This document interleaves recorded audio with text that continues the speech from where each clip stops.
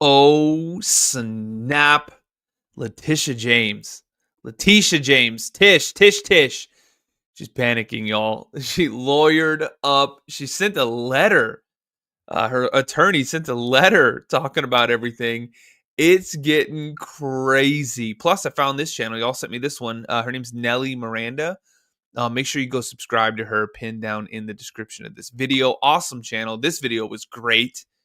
So let's take a look. What's going on with old Tish? So we have a massive update today on Letitia James and her mortgage fraud investigation. She has officially lawyered up, and things are getting wild. We're going to dig deep into the letter that her lawyer sent to Pam Bondi, the evidence or lack of it, and why this is not looking good for her at all. So Letitia James has hired an attorney to defend her against the mounting mortgage fraud allegations, and her new lawyer, Abby David Lowell, has submitted a letter directly to U.S. Attorney General Pam Bondi. Now, if you're thinking this is a strong, confident move, then you better think again. Because oh no. Oh God. Let me guess, the whole letter is just like, they're picking on me. She's being mean to me. President Trump's being mean to me. This letter reads more like a political pity party. Woe is me. Thought so. Rather than a real legal defense. We're going to walk through that letter and the evidence that they provided, and I will attach it for you so you can read it on your own. But this seems to be a desperate PR stunt, and it looks like Letitia James may just be in hot water. So first off, Letitia's attorney sent this 5-page letter to Pam Bondi, and immediately it's filled with accusations that the investigation is nothing more than political retribution orchestrated by Donald Trump. I hope I don't bore y'all with this letter, but I'm going to read some parts of it, the really important parts. Oh, Letitia, you crazy as hell. She said, I'm going to weaponize the justice system against you for years, but then claim that I don't want the Justice Department weaponized against me. Oh my God. And be sure that you read it on your own. If you want to read every single word of it, I will link it for you. So the letter literally starts by calling Trump's involvement stunning hypocrisy and claiming that Trump is doing exactly what he once accused others of doing, which is weaponizing the Department of Justice for political payback. The lawyer even quoted, yeah, it's him that's being a hypocrite. Trump's speeches like when he said, I am your warrior, I am your justice, I am your retribution. So basically, they feel like this is just Trump going after her and there's nothing to see here. But the problem with the whole letter is that it's basically just cherry-picked quotes, and it's very emotionally appealing, and it doesn't actually address the specific legal evidence of fraud. It's a giant PR move. Like, it's just trying to make Letitia James look like she's a victim, but not actually disproving the allegations against her. It's just, oh, woe is me, I'm a black woman. How dare you guys? How dare you guys try to come for me? I'm just a black woman doing the best that I can. Oh, hell. So what are the allegations? Let's get into this letter. And so just one moment.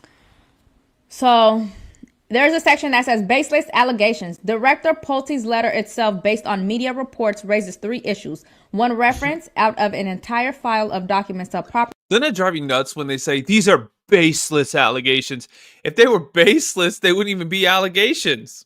Like, you did something. That's the reason that they're alleging, that it's fraud, because you did something. They're not just going to be like, well, you know what? There's nothing here, so let's just make up some allegations. No, you did something.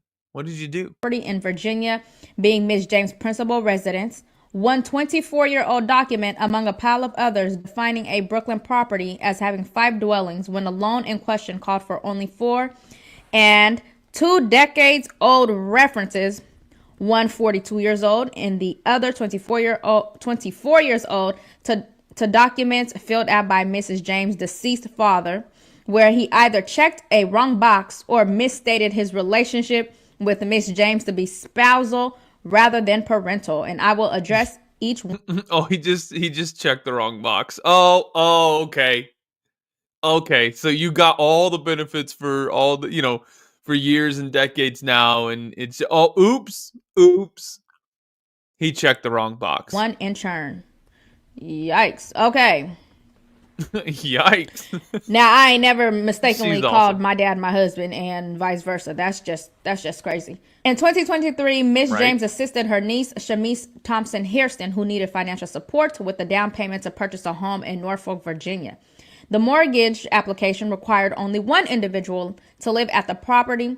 Director Pulte cherry-picked in August 17, 2023, power of attorney that mistakenly stated the property to be Miss James' principal residence, and that at the same time absolutely ignored her very clear and all-cap statements 2 weeks earlier to the mortgage loan broker that this property will not be my primary residence. It will be Shanice's primary residence.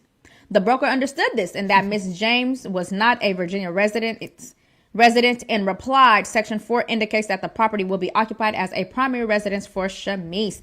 Your declaration is marked as a non-occupying co-borrower.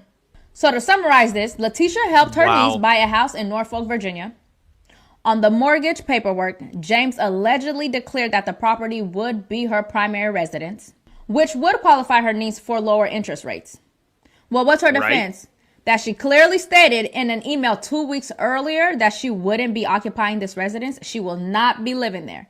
The problem is, you cannot clear up mortgage fraud by sending an email application. Right? Can you imagine? I'm just gonna send this email. I mean, the paperwork's still gonna go through and you're still gonna get this interest rate, but I'm gonna send this email, that says, oops, oh, I didn't mean to do that. That's not really where I live.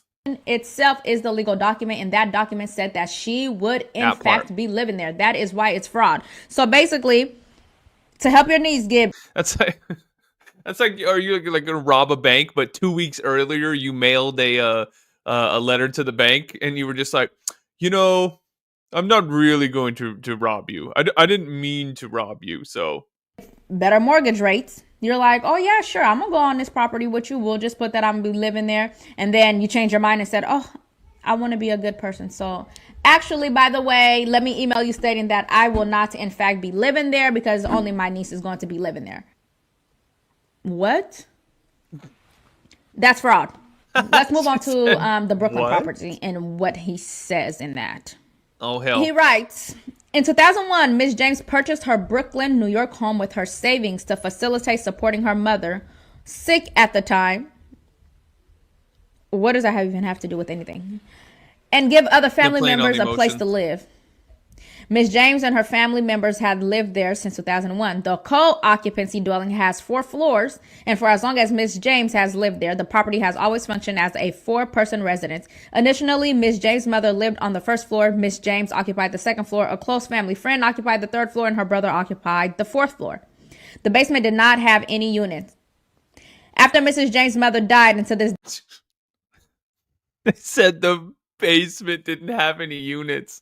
Oh, so you just think that the 4 floors count, but just it has a basement that doesn't count as 5. day, Ms. James has occupied the first and second floor units for herself, while her close family friend and brother occupy 2 units on the top floor. Director Pulte pointed to a 24-year-old certificate of occupancy listing the properties as having 5 units, despite that the property has functioned as a 4-unit residence for the past 24 years since Ms. James bought it. In fact, a document he is well aware of, the August 23, 2011 Home Affordable Modification Program application, confirms it as being a 4-unit property. Worse yet, Director Pulte ignores altogether the other New York City records that list the Brooklyn property as a 4-unit property, including the NYC Department of Finance property record listing the Brooklyn properties building class as C3 for families for tax purposes.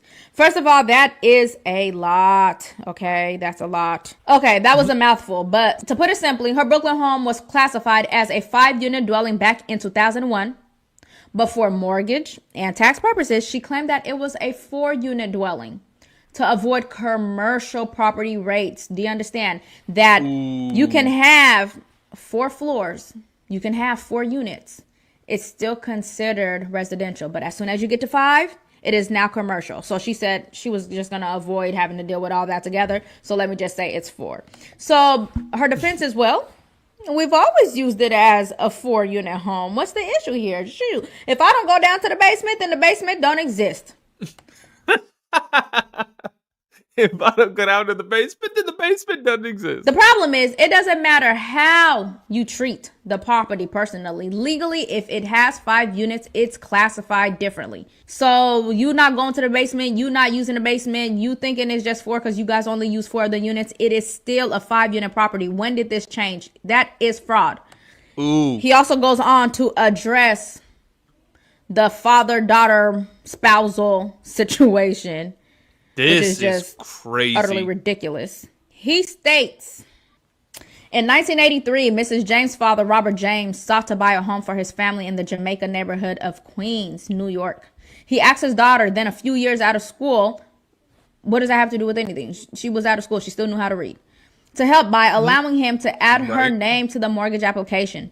Mr. James filled out the mortgage material wherein he described their relationship as being spouses and purchased the home without his daughter's involvement. Yet, in a predictable pattern here, Director Pulte cites a mistaken May 20th, 1983 document Mr. James filled out to cast his baseless allegations, while again ignoring the other supporting documentation, one on the same exact date that correctly describes Miss James as being his daughter. The actual May 20, 1983 property deed for the Jamaica Queens residence lists Robert James and Letitia James, his daughter. So the Queens property, way back in 1983, Letitia James was added to her father's mortgage application as a spouse instead of a daughter. Her defense is, oops, it was a mistake. But she needed to check that. When you're signing a legal document and you're of age, you need to be reading that and be like, hold on. This says that I'm your spouse and not your daughter. Let's get that fixed before I sign it. As soon as you sign it, you're saying that that's true. Deceased's father allegedly checked the wrong box. He didn't mean to do it. Okay? But even if that were true, okay, she still signed it. That's a material misrepresentation on a mortgage document. Intentional or not, it's still fraud. It still happened. There you go. She was supposed to do her due diligence and read through it and make sure that it was filled out correctly. Abby Lowell finished off his letter to Pam Bondi stating, if there is anything that you believe that I have not addressed in the real facts and documents provided, please let me know. Otherwise, we would expect a quick response confirming that this referral matter has been closed by the department. Signed, sincerely, Abby David Lowell. So basically, wow. I just sent you some facts. What I believe is facts. Shut this thing down. Make it disappear. Make it go away. Letitia's attorney also attached a bunch of exhibits that are supposed to prove her innocent. Exhibit A are the emails about the Virginia property saying it wasn't her primary residence, because remember she emailed them 2 weeks before. But again, these came after she had already filled out official loan documents. Exhibit B in the attached documents are recent 2024 and 2025 tax documents showing that the Brooklyn property is classified as a 4-unit residence after she likely probably cleaned it up a little bit just recently. Then there's Exhibit C, New York City records showing that the Brooklyn property has 4 families today, but with no historical documents explaining how or when the classification changed. The bottom line is these exhibits don't disprove the fraud allegations. Right. They actually confirm that at best, she scrambled afterwards to cover her tracks. They offer no explanations for the original false filings. It's technically just a cleanup job. It's not a real defense here. And y'all, letter to Pam Bondi, it's laughable. Like, instead of confronting the accusations head on, it just repeats political retribution over and over and over, hoping that Pam Bondi will just that's a shocker. Back off and be like, oh, nope. Let's just leave her alone. She already stated that it's not true. Pam Bondi is not going to back off. In fact, this letter probably enraged her even more because it's an insult to suggest that serious mortgage fraud allegations should be ignored just because of politics or the fact that you're the AG, so you're important. Just leave me alone. Let me be. This was in the past. But wasn't she the one that said no one is above the law? Also, her new lawyer, Abby David Lowell, yeah, he's the same guy who represented Hunter Biden. You just can't make this stuff up. Meanwhile, forensic accountant Sam Antar, a Democrat, by the way, has been pulling all the records. He found that Letitia James' filings were riddled with inconsistencies going back decades. Imagine that. He's called this a slam dunk case, saying that if he had a lawyer like Abby Lowell back in the day, that he'll still be sitting in jail today, 35 years later. Take a listen. Oh, hell. You're a forensic accountant. You told me just before during the break that you say you're a convicted felon. You've had your own issues with the law, right? Yes, and I learned both sides of the law. Exactly. I learned every trick of the book from when I was a criminal, and I learned every trick in the book after I stopped being a criminal. So I was following you on X, on Twitter, and I saw you started posting about Letitia James and all these mortgage fraud allegations and all of the documents that you're pulling up. This is what any other person could get.